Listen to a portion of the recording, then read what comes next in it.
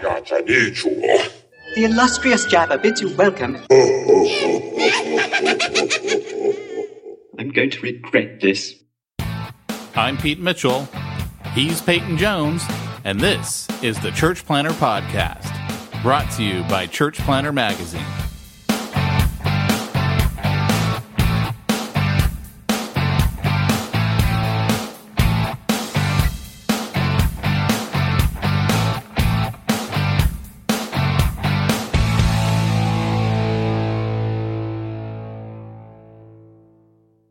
Hey, Church Planter, welcome to the Church Planter Podcast. Hey, have you checked out Logos Bible Software? If not, you need to get your butt over there and check them out at logos.com.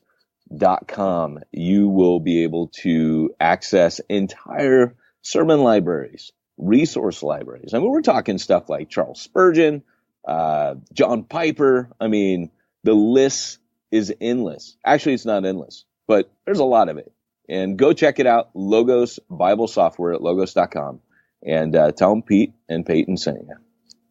Mamma mia, that's a spicy meatball. Hey, Church Planter. We're back. For a limited time only. Catch. Peyton Jones. This is going to be this is going to be the Christmas episode. And my guess is it's the last episode of the year. You know, there's a funny thing about our podcast. We attract leaf blowers. I am at the mother-in-law's house. Excuse me, a cough in your digital face. I'm at the mother-in-law's, and so my kids are running around nuts at grandma's, all hyped up on sugar and Christmas cookies. And then I go outside, and it's like, doing this podcast is like a mating call for leaf blowers. They hear caw-caw, caw-caw, and they come running. Okay. Can you hear them in the background? No, not at all. Your leaf blower used to come every time. Then mine started. Yeah. My gardener. Yeah. So now I'm in Huntington Beach, different city. I'm over here doing my thing. And because of the podcast, you know, my guy doesn't come on Fridays anymore, but I'm here in Huntington, you know, always never fails. Yeah. So, what's the, I was going to say, what's the game plan? What's happened to you this last week? What stories can Peyton Jones share? Well, other than scaring those ladies out in front of Cease Candy, which I mentioned on Bible Inner Circle, I know there's been a lot that's happened.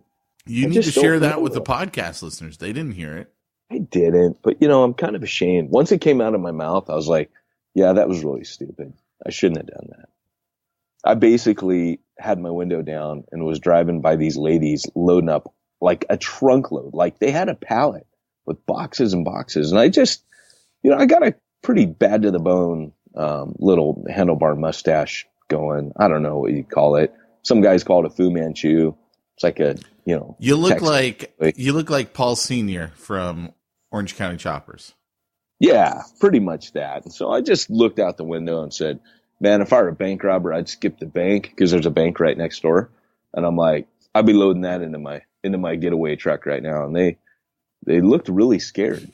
And as I was turning like down the lane, and I just made this, I thought, a kind of funny casual remark out the window. And my wife's like, Jones, you scared the crap out of those ladies. And I was like, it was a joke. Like, they're loading chocolate. She goes, but you talked about robbing them. So I felt really stupid. It's kind of funny, though. I mean, it doesn't take much to scare people these days. Well, I think it kind of depends, too, on, you know, how do you look? You look scary. Like, you were the guy who, like, waved off the cop, and the cop assumed you were, like, DEA. Because of how you dressed and so true. Your authority, you're like, hey, dude, just go on. I got this. And they go, okay, you must be DEA. Turns around and leaves. Gave him a wink and a nod. I got this. Oh, my gosh. That, to me, was one of the funnier stories. Never mind that even though it looked like a DEA jacket, it was black. It had the yellow writing. It actually said the Deftones on it. So, you know, go figure. Double agent. Oh, man. I mean, other than that, man, I've been like buying. Here's my cycle around this time of year. I've been buying, losing, and then finding everyone's Christmas gifts again. That's how the dance is done in my house. I buy your present, I lose your present, I find it again. Yeah. I'm contemplating today, Pete, going down to Barnes and Noble, and you know how do they have those anymore? I think like I just want to take like all my bags, and Andrew says you can't do that. I'm like, watch me. I'm gonna go down there and be like, I'm gonna be rolling off my $20 bills, you know, just like whoosh, slapping them down, 100, 200, and I can hear those fighter planes, you know, like Bono says. I'm just gonna, you know, face red like the colors of a royal flush. That's what I'm gonna do. I'm gonna come in like the colonial patriarchal system, and I'm gonna break whatever they got going there and interject myself in the middle and have them wrap all my presents. I will pay you anything. Wait, you know? So Barnes and Noble's wraps presents? You didn't know that? Okay, so they got this thing. It usually goes to a charity, and I figured, hey, I'm giving a charity. As I look over in my corner of all the boxes I need to wrap, tell me more. Well, so Andrea says, no, it's only for things you buy at Barnes and Noble, and I'm like, well, what's the good of that? Like, this is for charity, man. Think of the children. You know, wrap all my presents. So will they wrap all of them, or just things that you buy at Barnes and Noble? I don't know, but Andrea says it's only things you buy at Barnes and Noble. So I'm going to go and either prove her right or prove her right. Well, can you please text me and let me know, because I need to know if I need to make a trip over to Barnes and Noble. What? Okay, we'll do. But by the way, guys, like this is the tenacity that church planners need. So you can't just say, oh, those are the rules. Like you got to break the rules. Like that's how it works, man.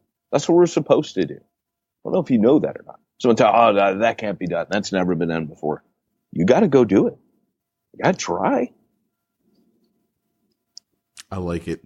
I really want to know. So you just got to tell me. I want to know. Hey, is Barry Waters, is he in the U.S. right now? Apparently. He's coming to my house tomorrow, so I hope so. Yeah, because I saw some post on Facebook, and it said, you know, Huntington Beach, and I was like, what? What's he doing back here? I thought he was, like, gone for good. I thought we kicked him out of the country. We tried. Mm. He married an American girl from one of our church plants. So yeah, but they're, like, moving to, aren't they staying in Wales? They're not. Yeah, but she gets a free ticket in, you know, so he's attached to her like a barnacle. So what do you mean she gets a free ticket in? Well, like through her, like he can just come back and forth now because he's married a Yank. Are you serious? I thought he still had to like wait and all that stuff. No, he's through that. He's through the waiting period. He may now kiss his bride all the time. Wow. Did she want him to, or is she like, you know, this was just to help you get into the States? I seriously question her judgment. I thought she had. You know, we both thought she had a lot more smarts until she married that guy. Merry Christmas. I'm going to enjoy my time with you tomorrow, but you're not going to hear this podcast till after we've spent time together. So, I love you, man. Merry Christmas. Oh my God. He likes it when we abuse him on the podcast. That's kind of the fun thing. That's what every kid who gets abused always says. Oh no, I don't care when they make fun of me. You know, I like it. You got to understand about Welsh culture. It is what everybody does. You know, picture a nation that's just steel workers and coal miners, and that's what you're looking at. So it happens nonstop all the time. Hey Barry, I got a new rifle you can try out. Woo! Let's go to the range. Oh, you got to let him know. Tell him to come over. Just right now. I just told him. Right now, I just told him. New rifle, 300 blackout. Let's go to the range. Wait a second. You remember what he did last time you took him? He turned around and pointed the gun at you. No. That was here at the house. That was we were in your garage.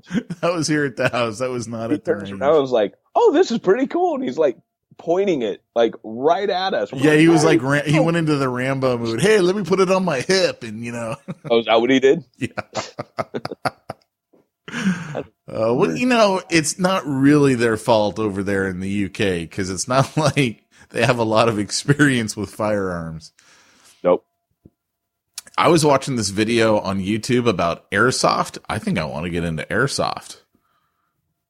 Oh, really? Yeah, dude. They've got you want to get into airsoft. Well, by the way, the church plant that when I wrote Church Zero, cha-ching, I was up in Oregon, and a guy named Dave Thompson, he's a new breeder. He actually did a really rad church plant, but that's what they do. Like, they do that all the time because they're out in the high desert in the woods, and oh my gosh, dude, like, they have epic airsoft competitions. I would love to go do some airsoft. To me, that just sounds like fun. They're on their third church plant. They've had they planted one, and all of a sudden, like, another church approached him and said, "Hey, you want our building? Plant a church out of it." So he called me up with kind of a cool problem. He's like, "Dude, we're just planning our second one. Like, I got to plan a third one."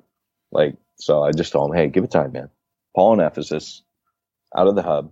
By the way, a big announcement. I guess you were asking me what my big announcement was, right? I wasn't asking. I wasn't fishing for it, but I did kind of wonder if you were going to bring it up.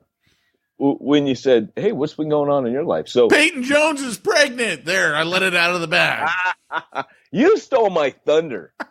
Such a jerk, man. Hey, welcome to Church Planter Podcast. If you're new here, you're already tuned out. You're gone. So I don't even know why I'm saying this, but Pete and I know we could probably have a podcast that would be a lot bigger, but we choose to have smack talk. It's a conscious choice, and it's probably a poor choice, but this is a life choice we've made, and darn it, we're sticking with it. Welcome to this podcast, this Christmas edition. That doesn't mean anything, but we're going to talk in a minute about church planting. You got to wade through the smack talk. You got to get through it. It's a rite of passage for all of our listeners. But what happened in Big Peyton's house today? By the way, that was a hold for me, please. What came? Did you get a gun? I got parts to a gun. I hear you ripping open a package with such vigor. I'm like, oh, he got a gun part. I did. I got some decoration to put on my firearm. Nice. Yeah. So anyway, you were saying your announcement. Well, I was just thinking, while I had that little reprieve. By the way, I wasn't talking, so I went and got some coffee while you went and answered the FedEx package. I could tell because I came back and it was silent. You were okay. Well, so I want to write a song, like a ripoff. The Devil Went Down to Georgia, but I want it to be about a church planter. So I'm leaving my current profession. I'm gonna go to Nashville, make my record. And I want the church planter at the end to go, "I told you once, you son of a gun, I was the best it ever been." And then there'll be this, like, chicken in the back door, pecking outdoor. That would be so rad to have a church planter version of that. So if you're out there, Brandon Brooks, and you're listening, you know what you got to do. Some of our fans are nuts, dude. They'll send us funny stuff. Some of our fan are nuts. That's so rad. So, all right, Petey, here comes my big announcement. Do you want to talk about your gun first? No. I already told. I gave an invite to Barry already. 300 blackout. Let's do it. All right. So it's kind of a big announcement. I resigned from my full-time position with North American Mission Board. What? I did. So I'm going to contract. Wait. I'm going to go for it. Do you have any experience? No, sir, I have no experience, but I'm a big fan of money. I like it. I use it. I have a little. I keep it in a jar on top of my refrigerator. I'd like to put more in that jar. That's where you come in. So rad. What is that from? I don't know, but that's obviously Adam Sandler. I don't remember the movie. It's the best, dude. Yeah. That's one of my hands down favorite quotes on this podcast. So here's the thing. So I'll contract with them. We're currently doing a heavy revision on our training, and that's my project. And, I kind of, it's the green eggs and ham version of training. I train church planners, Santa Am. I will train them in the rain. I will train them on a train. That was kind of cool. Didn't expect that to happen. I will train them in a box with a fox. And, it's just what I like, So I'm going to keep doing that with them. They have been very good to me and my family. There was no falling out. We'll just quelch all the rumor mill right now. Yes, I wanted to drink beer, darn it, but that's not why I quit. The travel was getting too much, but they've been great, man. And I'm excited to keep working with them going forward. And but it does also make me very much a free agent. So I'm already starting to take contracts and discuss things with other people. And it's just been kind of cool, man. It's all been God's timing. When I got that job, it was when I felt the Lord saying, don't plant.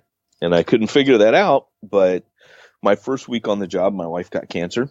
And all of a sudden I had these benefits that I didn't have before as a church planter.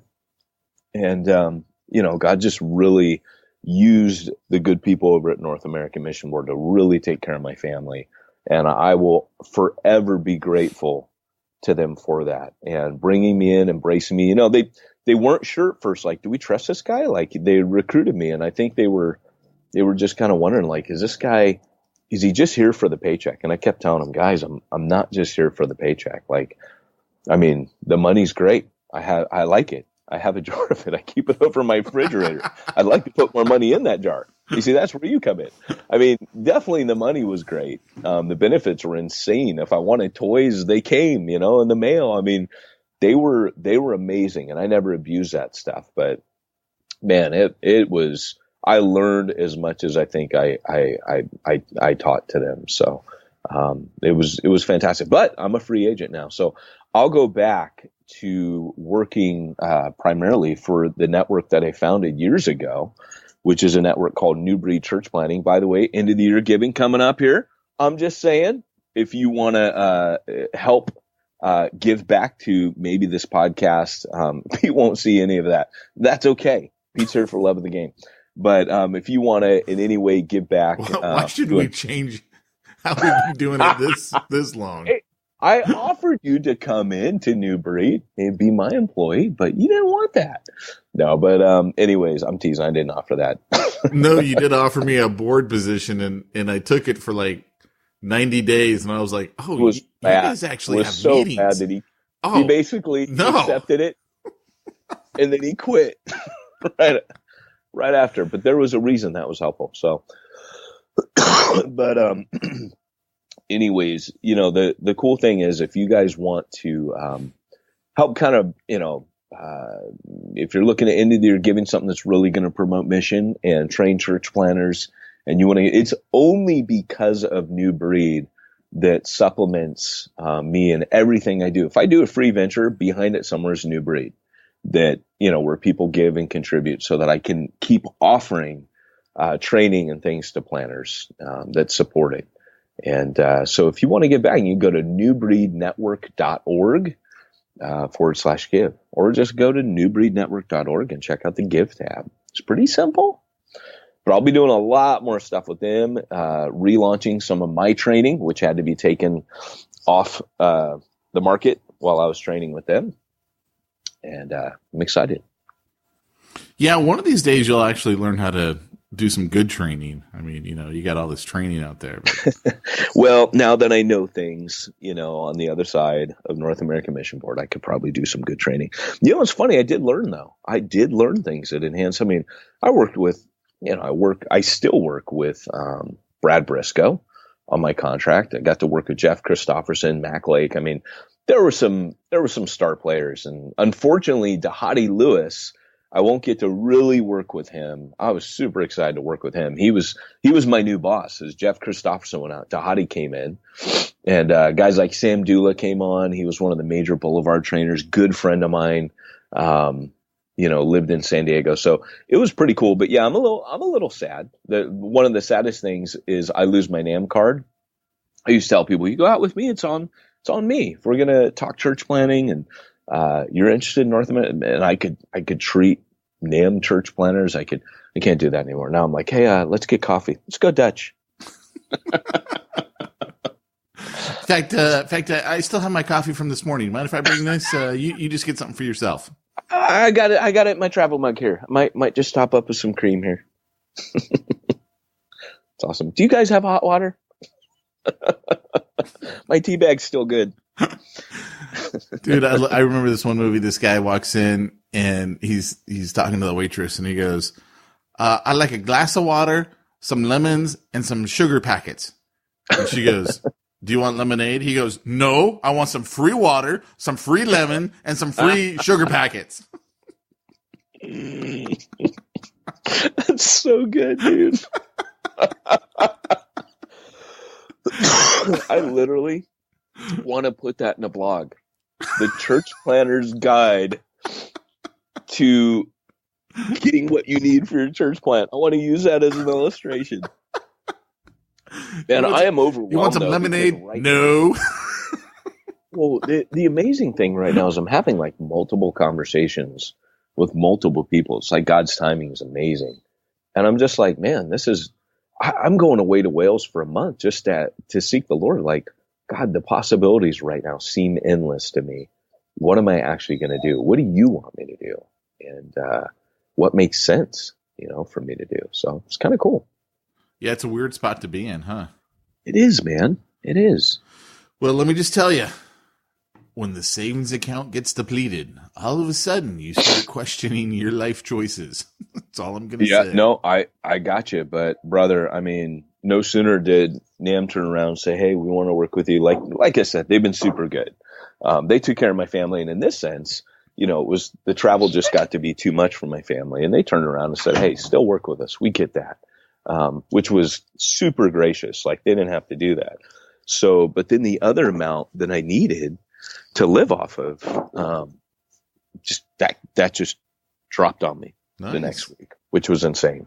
Nice. So, yeah, it's weird, man. So I'm not from a place of I'm not coming from a place of poverty by any means. I'm coming from a place of God literally, as I took that step of faith, literally provided everything I needed right around the corner.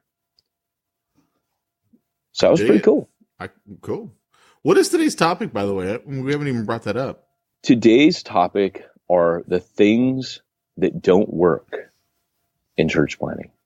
I think we should probably get into it because I think so. We don't have long, do we? No. Let me go ahead and kick off Doc Brown. Great Scott! It's time for this week's topic. Let's get down to the nitty-gritty. And thanks for coughing right as we started that section. Did you like that? That was awesome. That's rad. So, okay. So I want to talk a little bit about things that that people tell you, like what you need to do to make your church grow. I don't know if you noticed this, but when I was in Britain, I don't know how bad it is in the States, but when I was in the UK, it seemed like the solution for everything to make everything better was to restructure and fold everything down, right? And so you'd have the government be like, hey, we know everything hasn't been working right, so we're going to shut everything down and reboot it again, restructure everything, because we'll make it better. And it would make it 10 times worse. Because now, like, everyone shifted departments and, they had to redo all their phone systems and their processes for everything changed. And it would be like a few years of things not working, and they never seemed to catch up to where everything was working right after they did all this shuffling around. And then suddenly everything would kind of start up again, and it would suck worse. And of course, what would happen. They'd come around and go, hey, everybody, we know everything's not working right. So what we're going to do is we're going to restructure everything. And there would be this cycle. And this would happen. Excuse me. I can't stop coughing on you guys. I'm sorry. By the time I reach out for the mute button, it's too late. But, their solution would be, hey, we're going to restructure. And so this cycle would continue every few years. And I would say every 3 to 5 years.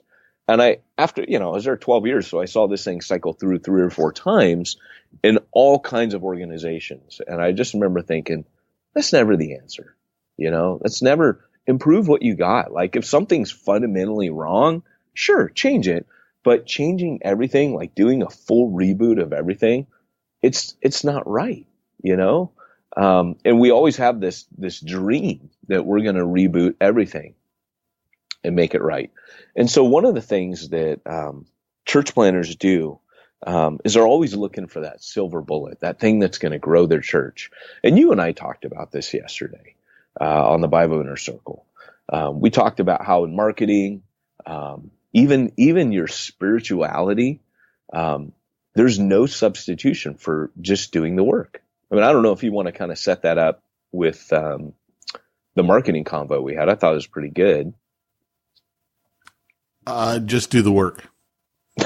There you go. Mitchell. I don't know what else you want me to say on that topic.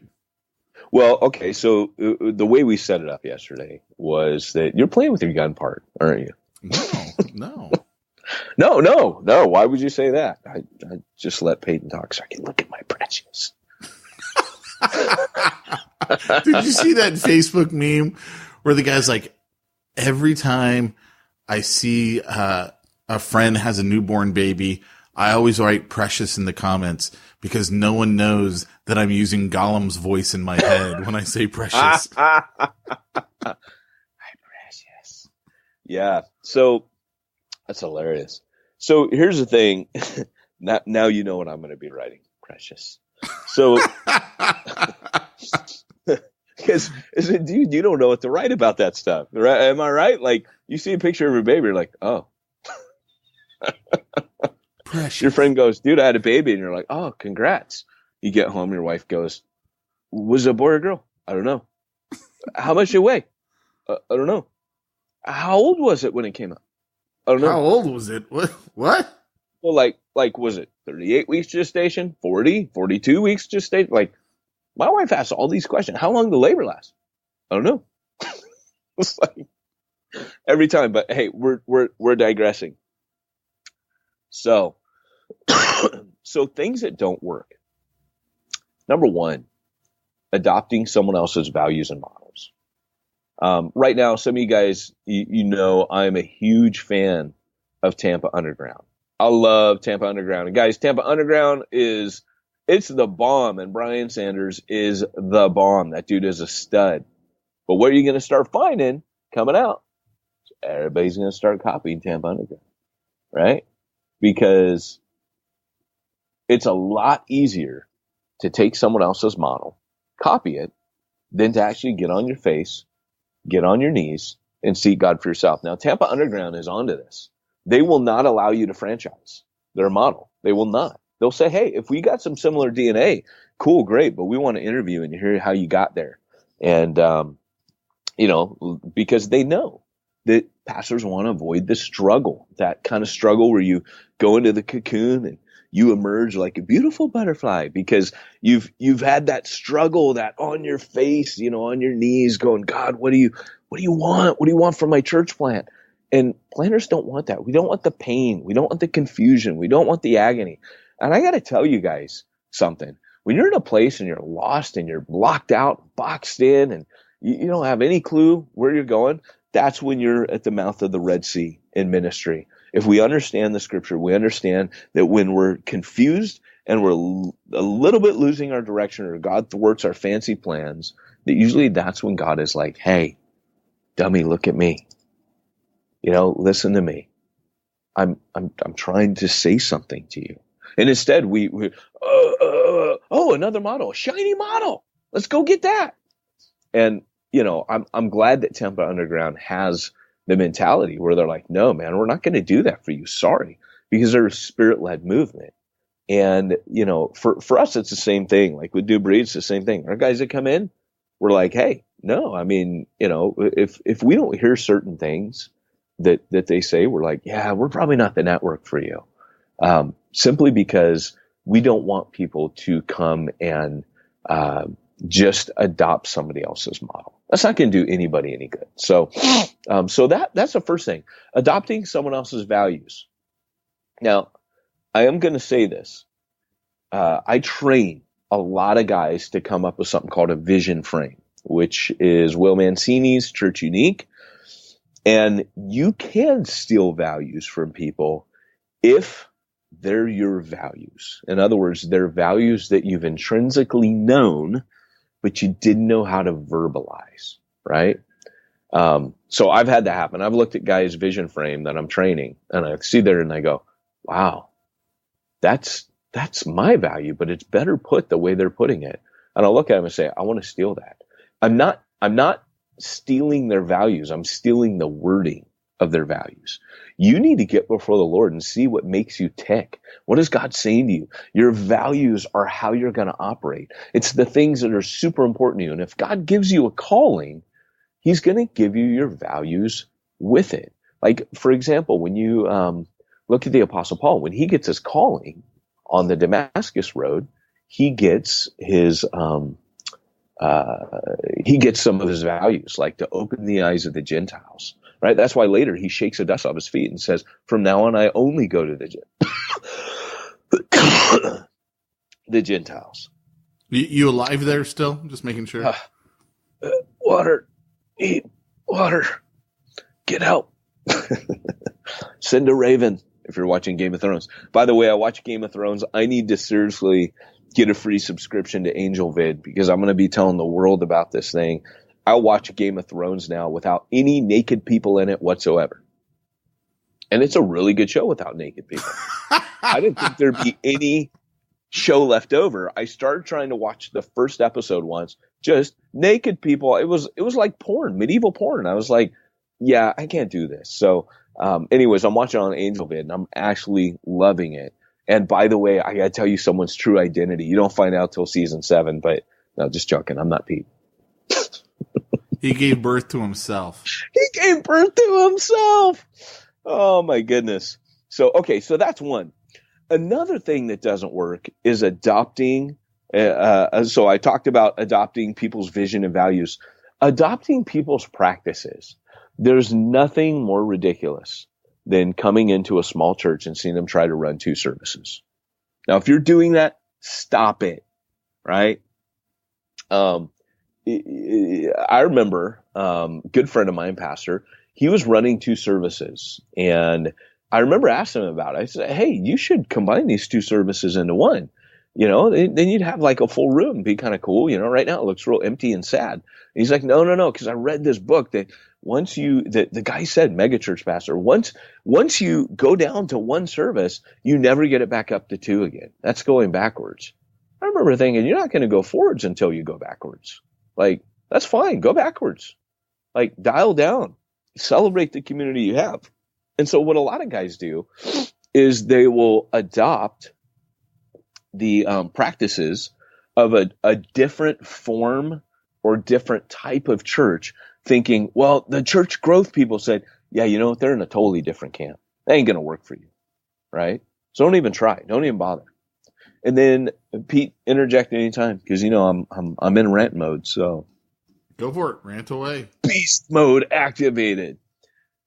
Third thing that people do that doesn't seem to grow the church, the mistake that you make as a church planner is that you just went out of my head. Gosh dang it.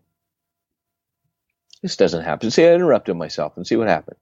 Interrupted my flow. You better say something clever, Pete. Hello, my baby. Hello, my darling. Hello, my ragtime gal. Oh my gosh, that was amazing. You'll be great. You'll be grand. It was like Ethel Merman, come on here. That was Don't fantastic. you remember the frog? Yes. The Warner Brothers frog with the top hat and the tux. Yes. Oh my gosh, dude. That's what I thought you were doing. That's hilarious. Yeah, that's the one that always goes through my head. I tried to explain that to my kids. They didn't get it. Oh my gosh, that is so stinking funny. So it was funny because I was speaking with some bank execs yesterday, and I kept dropping all this pop culture in and I knew it was just going right over their heads. They're like, I don't know what this had, but they were super cool, like coolest bank execs I ever met. But I remember at one point going, dial it down a bit there, Jones. You know, maybe you said that to yourself. That's awesome. Yeah, I was like, maybe stop talking about the Matrix so much right now. But, whoa, I know Kung Fu. So the Show third, me. what's that? Show me. We so need that soundbite. By the way, did you see the? Because I can't remember my third point. It was my best point too. I started watching 47 Ronin last night. Just gonna throw that out there. That's a good movie. I love that movie. Yeah. I watched one called the Sword of the Immortal or the Blade of the Immortal on the plane. It was like this 4-hour long Japanese revenge film about this samurai who can't die. It was kind of cool. But anyways, so what? Now I lost my joke. I was going to tell you a rad joke. But okay, back to the point. This is terrible. This never happens to me. Apparently it does, and it happens today. It does on the Christmas episode. Merry Christmas, everybody. So the third point, what doesn't work to grow your church. Okay, here we go. This is what it is. So a few years ago, I had said to everybody that, look, we're going to experience a desire of people. You know, it used to be like people are like, oh, seeker sensitive, and you know, we're appealing to people first time, that they would go to megachurch. And I think those days are pretty much done. I think that people and families and people that are outside the church, the unchurched, are largely going to be focused on places closer to their house. And there's a reason for that. If you're a community church, a small church in the neighborhood, you know, and you've got a sign out there, I believe that people will check you out simply because you're close by. Because what people are hungering for right now, more than anything else, is community, right? The shows like This Is Us, that's a community. That show speaks to community. And we've got in the 80s, it was the biggest and the best. It was people going, whoa, you know, they're playing modern music. We're done with that now. Like, people aren't turned on by it. They're not impressed by the big laser light show anymore. They don't want the performance. People, if you ask them, why would you go to church? Often people will say, well, for my kids.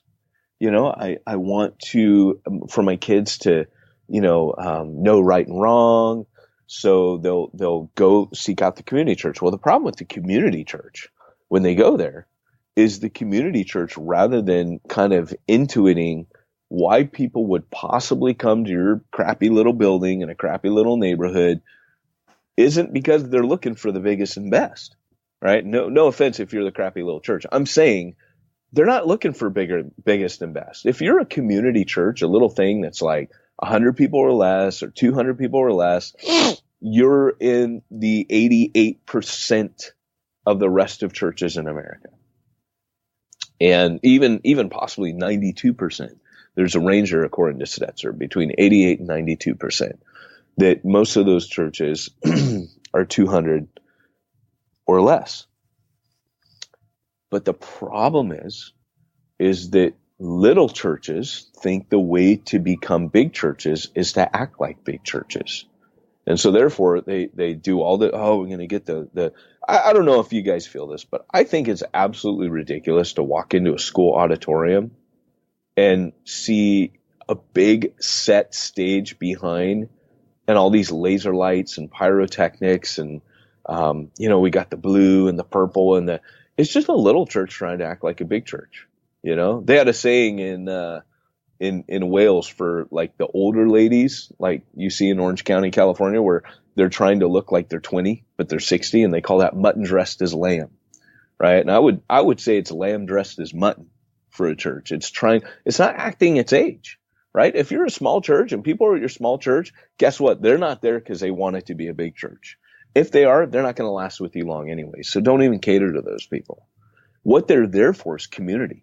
Your small church is offering them something they can't get anywhere else.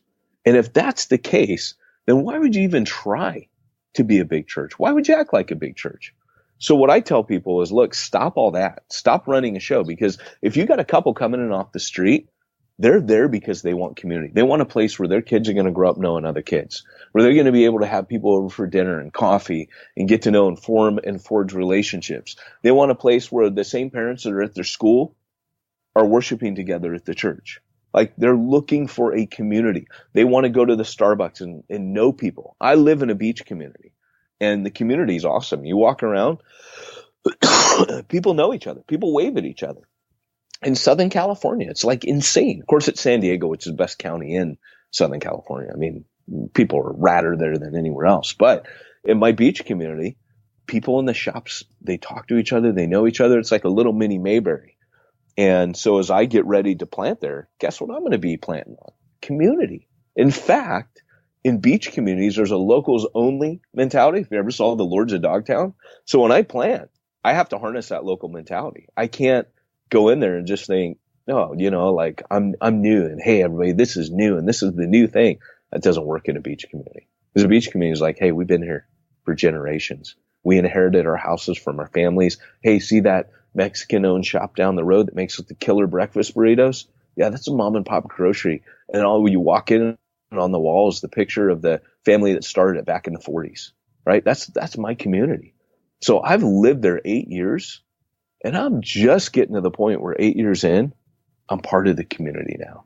People recognize me. Of course, I'm ugly, and I look like a guy on Choppers. I mean, I'm one of the only guys that looks like me in my community, but people are getting to know me, and people are getting to know me as a fixture in the community. So I would say, guys, bank on community as a church plant.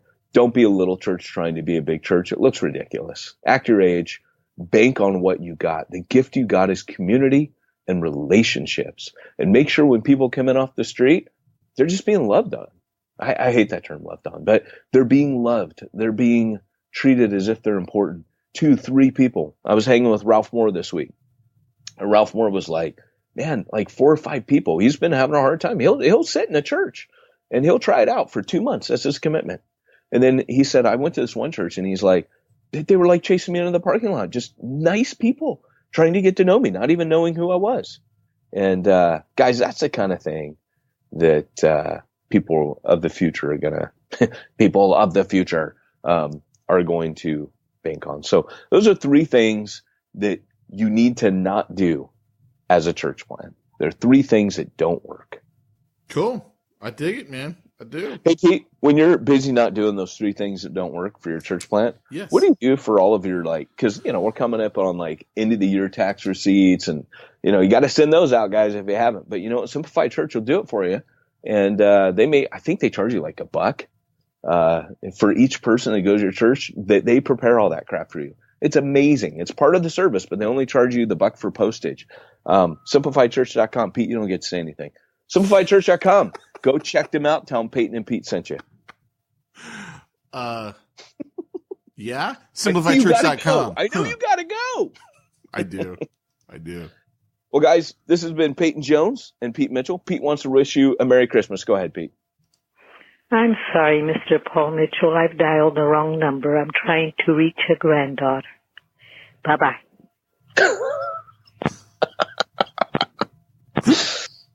The best part, our recent reviewer on the podcast said, by the way, if you want to leave us a review, go ahead and leave us a 5-star and be sure to mention Grandma on there. Guys, have a Merry Christmas. This has been Peyton and Pete reminding you, if you want to reach the ones nobody's reaching, got to go where nobody's going and do what no one's doing. Show me the money!